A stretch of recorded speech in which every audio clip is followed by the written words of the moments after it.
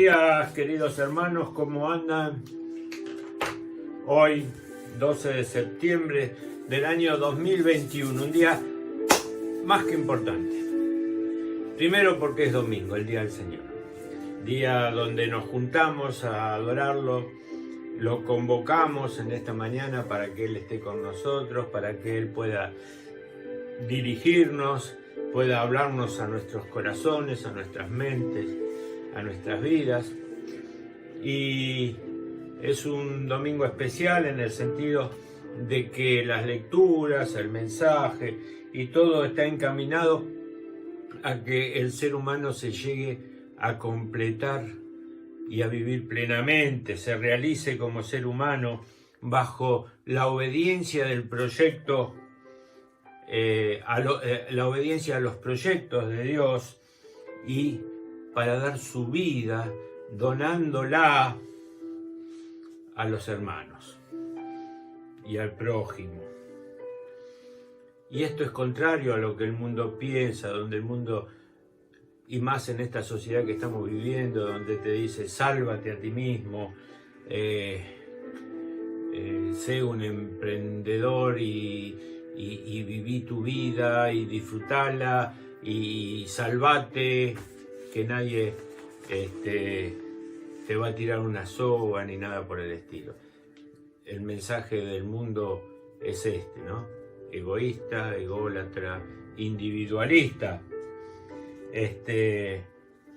Y contrariamente a lo que se piensa, el dar la vida hacia los demás no es un fracaso, sino es vivir la vida verdadera y la realización plena del hombre. Por eso hoy es un día de toma de decisiones, especialmente para seguir en los caminos de Dios y en los proyectos de Dios, pero también como país, también es un día de decisiones, de elecciones. Debemos elegir lo que queremos como el país que deseamos, cómo va a quedar constituido el Congreso, las distintas fuerzas políticas, y como todo el mundo sabe, se están polarizado todo esto en medio de una pandemia, y todos tenemos nuestra manera de pensar, nuestros favoritismos, pero más allá de nuestros pensamientos, lo importante es recurrir a Dios para que nos ayude a entender qué situaciones estamos viviendo y cómo tenemos que elegir lo que tenemos que elegir. Y que si uno elige una cosa y otro elige otra, que no sea juzgado por el adversario del momento. Y fundamentalmente deseamos que Dios pueda cubrir con su misericordia a este país tan grande, tan rico, tan maravilloso, y hacer, como dice Romanos, nosotros orar por nuestros gobernantes para que puedan tener temor del Señor y puedan hacer las cosas como deben hacer. Por eso recurrimos un poquito al Salmo 114, que dice: caminaré en presencia del Señor en el país de la vida. Amo al Señor porque escucha mi voz suplicante, porque inclina su oído hacia mí el día que lo invoco. Me envolví en redes de muerte, me alcanzaron los lazos del abismo, caí en tristeza y angustia. Invoqué el nombre del Señor. Señor, salva mi vida. El Señor es benigno y justo. Nuestro Dios es compasivo. El Señor guarda a los sencillos, estando yo sin fuerza me salvó. Arrancó mi alma de la muerte, mis ojos de las lágrimas, mis pies de la caída. Caminaré en presencia del Señor en el país de la vida. Invoquemos al Señor a través de la oración.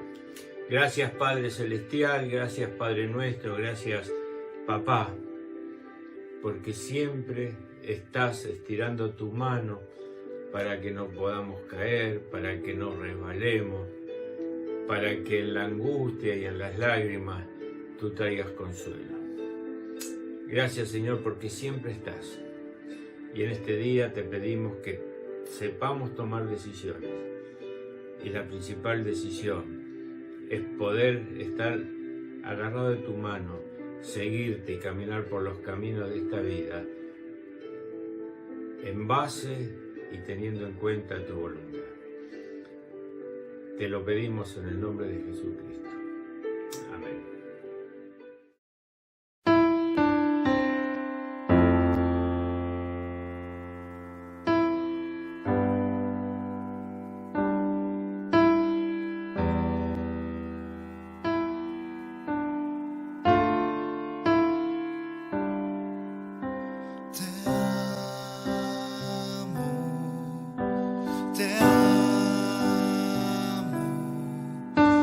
Es todo lo que puedo decir.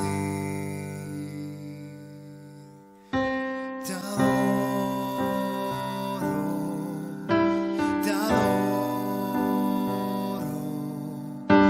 todo mi ser confía en ti.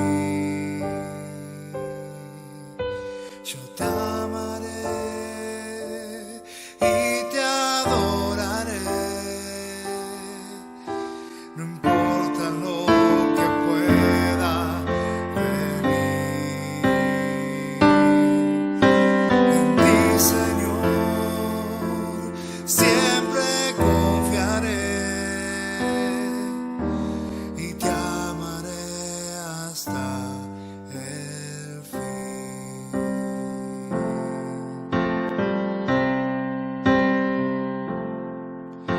Te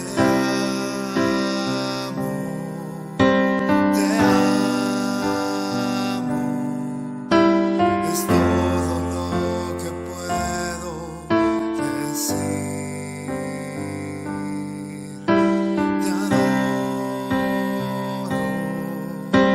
Te adoro, todo mi ser confía en ti. Yo te amaré y te adoraré.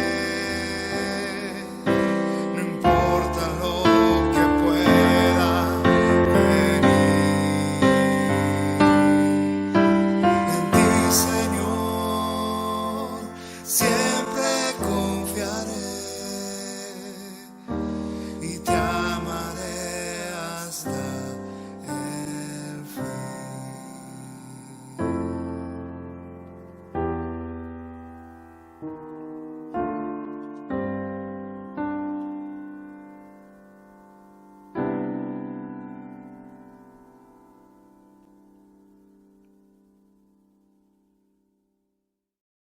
Las lecturas correspondientes a este domingo son Isaías capítulo 50 del 5 al 9, Santiago 5 del 14 al 18 y Marcos 8 del 27 al 35. La primera lectura nos presenta a un profeta anónimo, llamado por Dios a testimoniar la palabra de salvación y que para cumplir esa misión se enfrenta a la persecución, a la tortura y a la muerte. Con todo, el profeta es consciente de que su vida no es un fracaso. Quien confía en el Señor y busca vivir en fidelidad a su proyecto, triunfará sobre la persecución y la muerte. Los primeros cristianos verán a ese siervo de Yahvé la figura de Jesús. La segunda lectura recuerda a los creyentes que el seguimiento de Jesús no se realiza con bellas palabras o con teorías muy elaboradas, sino con gestos de amor, de compartir, de servicio, de solidaridad para con los hermanos. En el Evangelio, Jesús es presentado como el Mesías libertador, enviado al mundo por el Padre para ofrecer a los hombres el camino de la salvación y la vida plena. Cumpliendo el plan del Padre, Jesús enseña a los discípulos que el camino de la vida verdadera no pasa por los triunfos y éxitos humanos, sino por el amor y por la donación de la vida, hasta la muerte si fuera necesario. Jesús va a recorrer ese camino y quien quiera ser su discípulo tiene que aceptar el recorrer un camino semejante. Bueno, bendiciones. Le vamos a compartir dos lecturas. Yo voy a leer Isaías 50 del 5 al 9, que dice así: El Señor me abrió el oído, yo no resistí ni me eché atrás. Ofrecí la espalda a los que me apaleaban, las mejillas a los que mesaban mi barba. No me tapé el rostro ante ultrajes ni salivazos. El Señor me ayuda, por eso no sentía los ultrajes. Por eso endurecí el rostro como pedernal, sabiendo que no quedaría defraudado. Tengo cerca a mi defensor. ¿Quién pleitará contra mí? Comparezcamos juntos. ¿Quién tiene algo contra mí? Que se me acerque. Mirad, el Señor me ayuda. ¿Quién me condenará? Ahora leemos Santiago 2, del 14 al 18. ¿De qué le sirve a uno, hermanos míos, decir que tiene fe si no tiene obras? ¿Es que esa fe lo podrá salvar? Supongamos que un hermano o una hermana andan sin ropa y faltos del alimento diario, y que uno de vosotros le dice: Dios os ampare, abrigaos y llenaos el estómago, y no les dais lo necesario para el cuerpo. ¿De qué sirve? Esto pasa con la fe. Si no tiene obras, por sí sola está muerta. Alguno dirá: tú tienes fe y yo tengo obras. Enséñame tu fe sin obras, y yo por las obras te probaré mi fe. Amén. La lectura del Evangelio según San Marcos, o Marcos, capítulo 8, del 27 al 35, es la base de nuestra reflexión y dice así: Jesús salió con sus discípulos hacia los poblados de Cesarea de Filipo y en el camino les preguntó: ¿quién dice la gente que soy yo? Y le respondieron: algunos dicen que eres Juan el Bautista, otros Elías y otros algunos de los profetas. ¿Y ustedes qué dicen? ¿Quién dicen que soy yo? Pedro respondió: tú eres el Mesías. Jesús les ordenó terminantemente que no dijeran nada acerca de él y comenzó a enseñarles que el Hijo del Hombre debía sufrir mucho y ser rechazado por los ancianos, los sumos sacerdotes y los escribas, que debía ser condenado a muerte y resucitar después de 3 días, y les hablaba de esto con toda claridad. Pedro, llevándole aparte, comenzó a reprenderlo. Pero Jesús, dándose vuelta y mirando a sus discípulos, los reprendió diciendo: retírate, ve detrás de mí, Satanás, porque tus pensamientos no son los de Dios, sino los de los hombres. Entonces Jesús, llamando a la multitud, junto con los discípulos, les dijo: el que quiera venir detrás de mí, que renuncie a sí mismo, que cargue con su cruz y que me siga. Porque el que quiere salvar su vida la perderá, y el que pierda su vida por mí y la buena noticia la salvará. Es un pasaje enorme y tremendo. Podemos decir muchas cosas de él, pero vamos a tratar de ser concisos, cortos, para sacar al menos una enseñanza.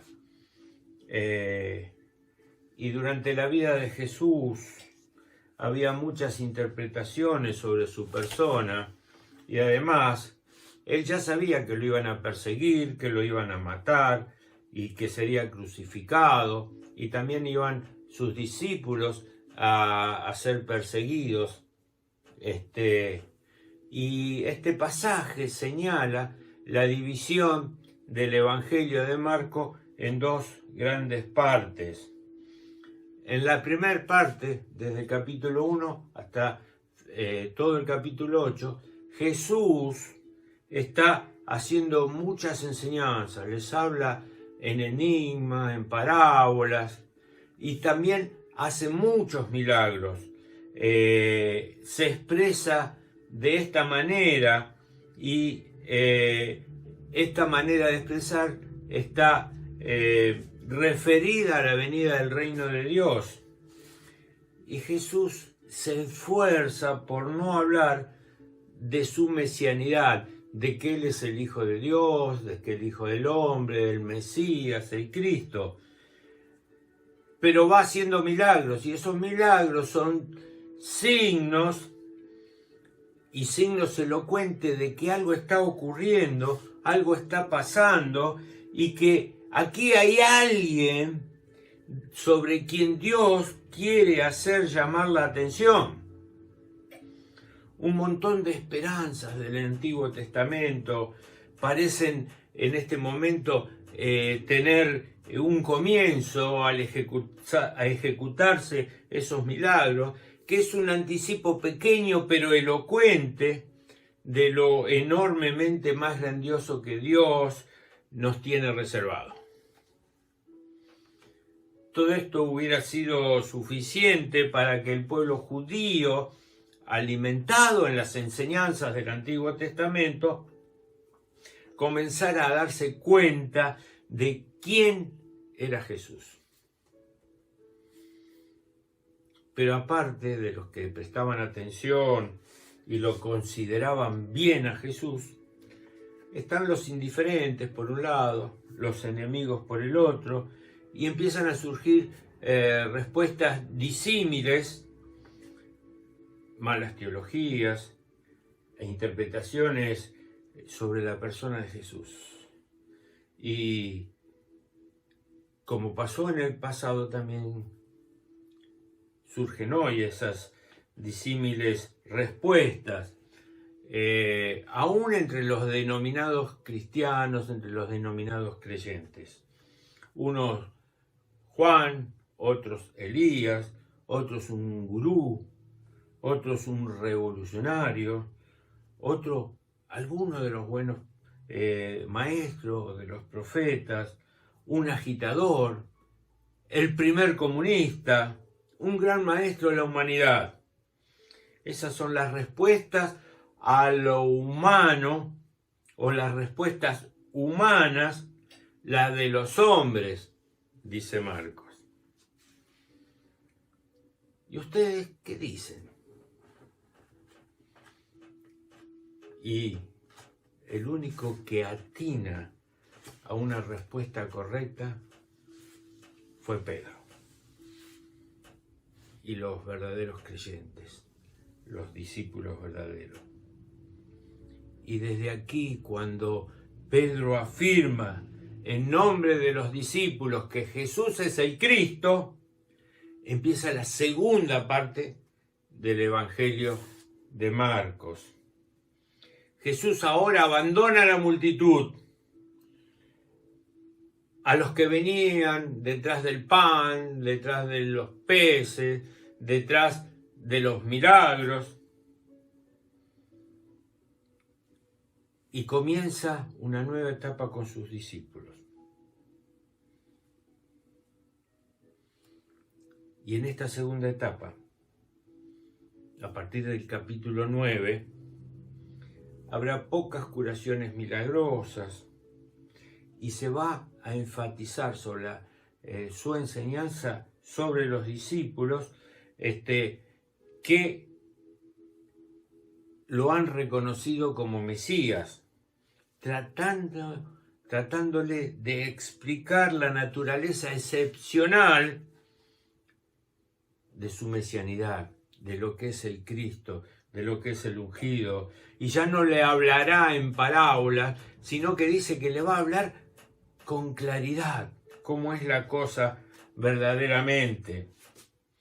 Y esto es un momento histórico, es el primer destello por parte de unos seres humanos del misterio magnífico que Dios ha introducido en la historia y que va a marcar un giro en el Evangelio de Marcos también. La confesión de Pedro, tú eres el Cristo, el Hijo del Dios viviente, provoca un cambio en la táctica de Jesús, que sigue ocultando su condición de Mesías a los extraños para que no lo malinterpreten. y ahora está centrado su tarea en instruir a sus discípulos acerca de la verdadera naturaleza del Mesías. Pero fíjense cómo es la cosa. El primero en malinterpretarlo, ¿quién fue? Pedro mismo. Porque como buen judío, tiene sus propias ideas de lo que va a ser o debería ser el Mesías. Y no puede tolerar eso de sufrir, ser rechazado, ser ejecutado. Y entonces en su confianza con Jesús lo agarra y lo lleva aparte y le empieza a reconvenir, dice alguna versión. Y le va diciendo, no, Jesús, fíjate. Flor de reprimenda, flor de chubasco recibe. Vete, sal de mí, Satanás. Y se lo dice claro. Pedro, vos pensás como el resto de las personas. Estás detrás de los sueños mesiánicos dorados del rey, del ungido, ese triunfante que va a liberar a Israel del imperialismo romano, del que va a restaurar el reino, de los que lo llevarán al principado de los mundos y del mundo. Pero en los planes de Dios está dar mucho más que esos logros temporales. Tanto que por salirse del límite de lo humano y de sus aspiraciones, el hombre tendrá que salir de sí mismo y renunciar a lo humano para poder alcanzar esas aspiraciones, esas ansias de eternidad, esas ansias de que el reino de Dios se instaure de una manera definitiva.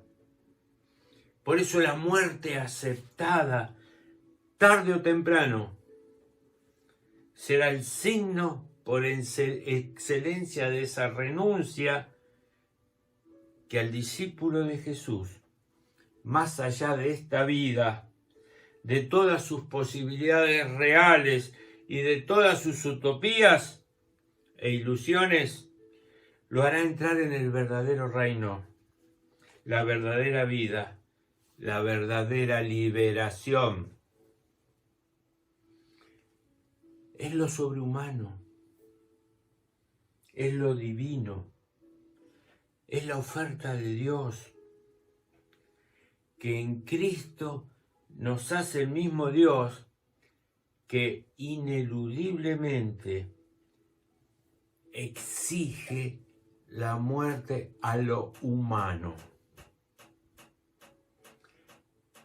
Y esto es lo que va a permitir el paso y luego la recuperación y la exaltación de lo renunciado.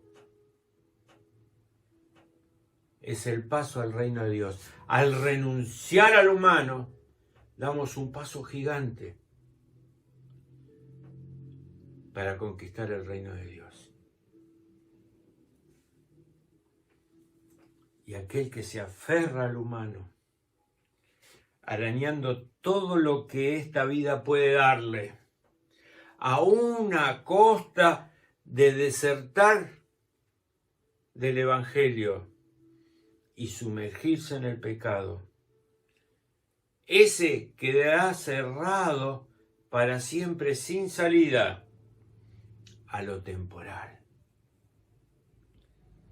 El que por ser fiel a Jesús está dispuesto, en cambio, a perder la vida o parte de ella o cualquier fragmento de la vida, o de hecho lo haga y finalmente la entregue totalmente aceptando su muerte en Cristo, ese se salvará. ¿Qué es perder la vida?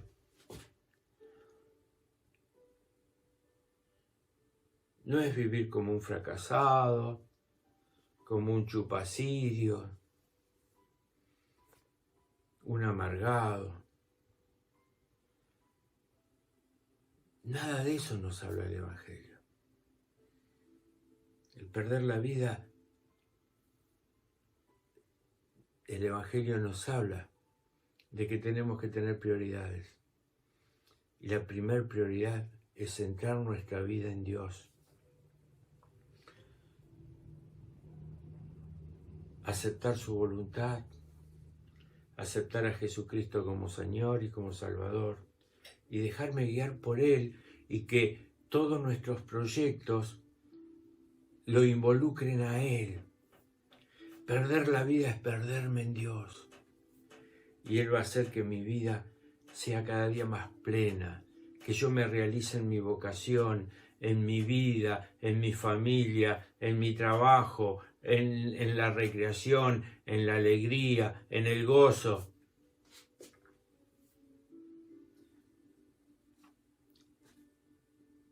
Como seres humanos no somos capaces de comprenderlo, pero con la fe vislumbramos y esperamos. Pedro lo fue entendiendo de a poco, los discípulos también. Fíjense, Pedro hizo una confesión: tú eres el Cristo, el Hijo del Dios viviente. Una cosa que le reveló Dios.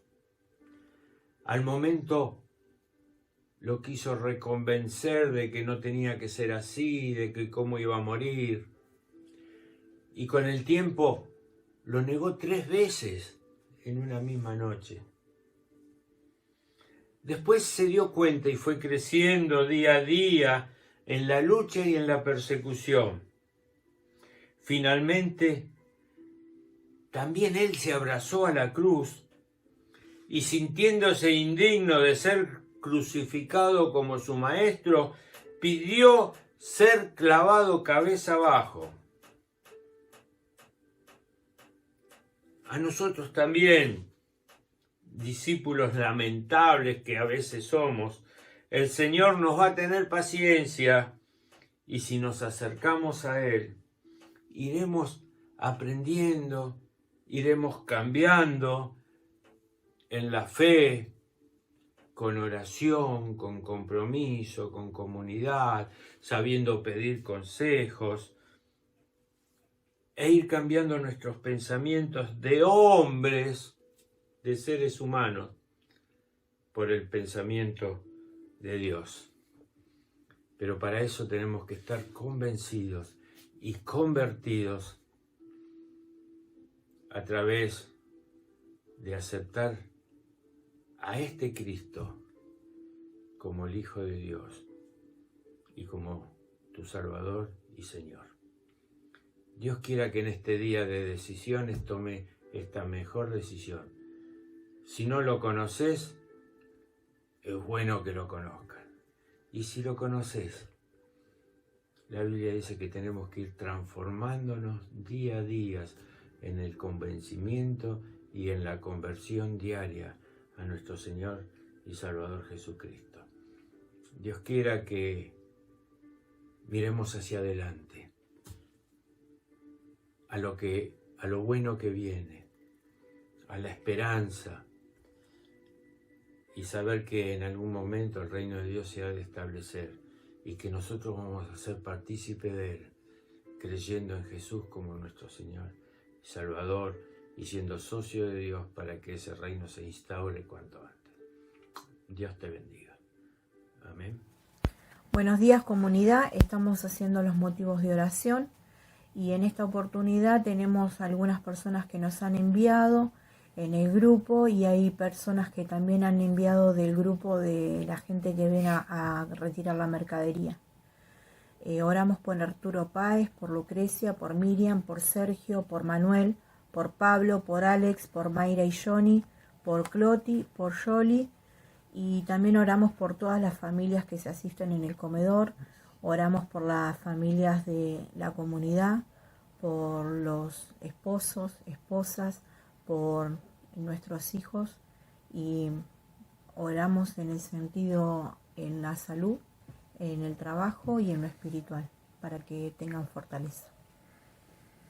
Bueno, Señor, aprovechamos también para, en los motivos de oración, darle gracias también por Doña Jesús, que ha cumplido un año más. Aprovechamos para saludarla y bueno, darle gracias al Señor por esa bendición que que tenemos en la comunidad. Oh, Señor, te damos gracias, Padre amado, por darnos las bendiciones, Señor, de llegar a vos, de pedirte día a día, Señor, lo que necesitamos, de querer escucharte, Señor, de querer seguirte, de querer, Señor, estar a tu lado, Padre. Te pedimos por todas estas personas, Señor, que están necesitando de tu mano, Padre, de tu mano sanadora, Señor. Necesitan también de tu mano para que los guíes, para conseguir trabajo, Padre amado, para tener la bendición, Señor, de revertir un cuadro de salud negativo, Señor, para que tu gloria se manifieste en ellos. Amén. Señor, te damos gracias también porque nos bendecís con la comunidad, Padre amado, nos bendecís con tu palabra, con tu misericordia, Señor. Por eso te exaltamos, te alabamos, Padre, te damos la gloria, la honra y te damos las gracias, Señor, por todo esto, por los hermanos, por la familia, por la comunidad, Señor, y especialmente te damos gracias por tu amor. Amén. En el nombre de tu Hijo Jesús, nuestro Señor. Amén. Amén. Para ir terminando entonces en esta mañana de decisiones, quería leerle una corta reflexión de este libro, Cuando Dios susurra tu nombre. Y es una reflexión de su autor que dice así: todo está en silencio, es temprano. Mi café está caliente. El cielo aún está oscuro. El mundo sigue durmiendo y el día se aproxima. En pocos momentos llegará el día, se acercará rugiendo por la vía al levantarse el sol. La quietud de la madrugada se tornará en el ruido del día. La calma de la soledad se reemplazará por el golpeteo rítmico del paso de la raza humana. El refugio de la temprana mañana lo invadirá las decisiones que deban tomarse y las obligaciones que deban cumplirse. Durante las próximas 12 horas quedaré expuesto a las exigencias del día. Ahora es el momento en que debo tomar una decisión. Por causa del Calvario, tengo la libertad de decidir. Así que decido. Elijo el amor. Ninguna ocasión justifica el odio. Ninguna injusticia autoriza la amargura. Elijo el amor. Hoy amaré a Dios y lo que Dios ama. Elijo el gozo. Invitaré a mi Dios para ser el Dios de la circunstancia. Rehusaré la tentación de ser cínico, la herramienta del pensador perezoso. Rehusaré considerar a las personas como menos que seres humanos, creados por Dios. Rehusaré ver en los problemas algo menos que una oportunidad de ver a Dios. Elijo la paz. Viviré habiendo sido perdonado y perdonaré para que pueda vivir. Elijo la paciencia. Pasaré por alto los inconvenientes del mundo. En lugar de maldecir al que ocupa el sitio que me corresponde, lo invitaré para que así lo haga. En lugar de quejarme porque la espera es demasiado larga, agradeceré a Dios por un momento para orar. En lugar de cerrar mi puño ante nuevas tareas asignadas, las encararé con gozo y valor. Elijo la amabilidad. Seré amable con los pobres, pues están solos. Amable con los ricos, porque tienen temor. Y amable con los malvados, pues de tal manera me ha tratado Dios. Elijo la bondad. Prefiero estar sin un peso antes que aceptar uno de manera deshonesta. Prefiero ser ignorado antes que jactarme. Prefiero confesar antes que acusar. Elijo la bondad. Elijo la fidelidad. Hoy guardaré mis promesas. Mis acreedores no se lamentarán de su confianza. Mis asociados no cuestionarán mi palabra. Mi esposa no cuestionará mi amor. Y mis hijos nunca tendrán temor de que su padre no regrese a casa. Elijo la mansedumbre. Nada se gana por la fuerza. Elijo ser manso.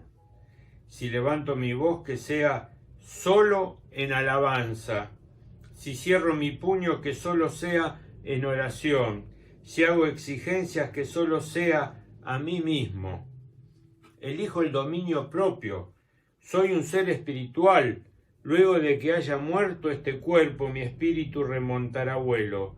Me niego a permitir que lo que se va a podrir gobierne lo eterno. Elijo el dominio propio. Solo me emborracharé de gozo. Solo me apasionará mi fe. Solo Dios ejercerá influencia sobre mí. Solo Cristo me enseñará. Elijo el dominio propio. Amor, alegría, paz, paciencia, amabilidad, bondad, fidelidad, mansedumbre, dominio propio. A estos encomiendo mi día.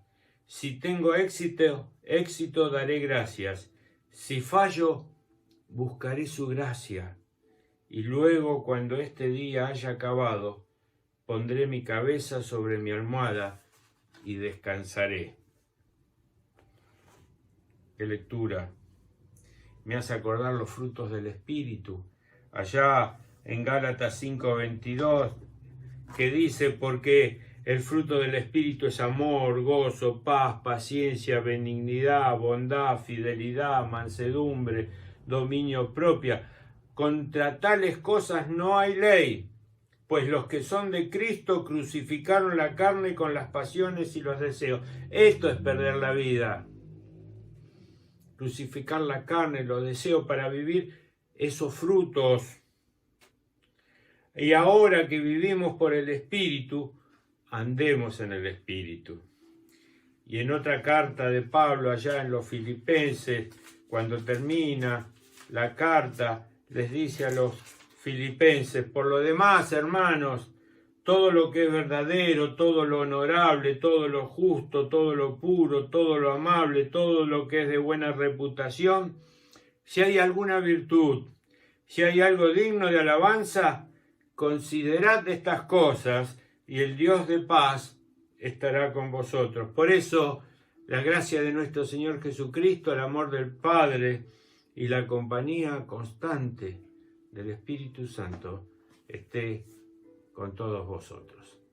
Amén y amén.